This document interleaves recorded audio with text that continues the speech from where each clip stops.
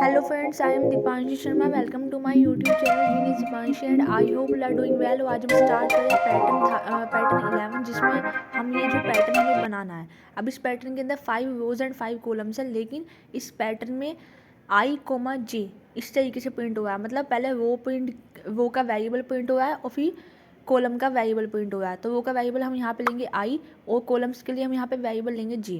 अब यहाँ पे क्या हुआ है कि आउट लूप आपका यहाँ पे 5 टाइम्स चल रहा है, लेकिन जो आपका इनर लूप है वो आपका यहाँ पे 3 टाइम्स चलेगा.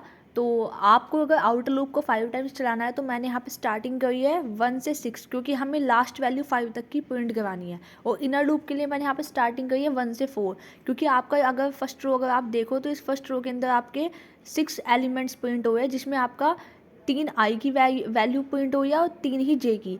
मीन्स यहाँ पे आउटर वेरिएबल्स भी 3 टाइम्स प्रिंट हुआ है आउटर वेरिएबल की वैल्यू, और इनर वेरिएबल की वैल्यू भी यहाँ पे 3 टाइम्स प्रिंट हुई है. तो हम क्या करेंगे, हम यहाँ पे यूज़ करेंगे फॉर्मेट मेथड, जो कि आपका स्ट्रिंग को फॉर्मेट के लिए यूज़ किया जाता है.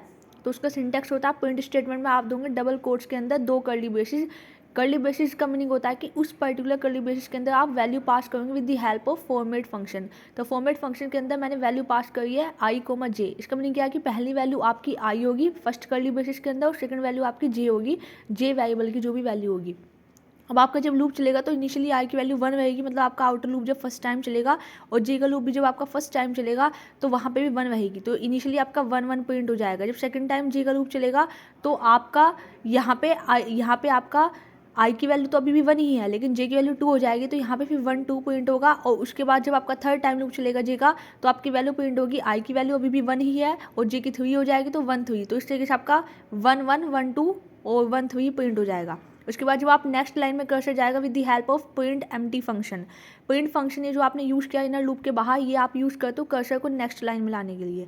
उसके बाद जब आई का लूप सेकंड टाइम चलेगा तो आई की वैल्यू 2 हो गई है, लेकिन जे अभी भी 1 से ही स्टार्ट होगा. तो यहाँ पे फिर प्रिंट होगा 2 1, फिर प्रिंट होगा 2 2 और 2 3. उसके बाद जब आई का लूप थर्ड टाइम चलेगा तो आई की वैल्यू 3 हो जाएगी, लेकिन जे अभी भी 1 से ही स्टार्ट होगा.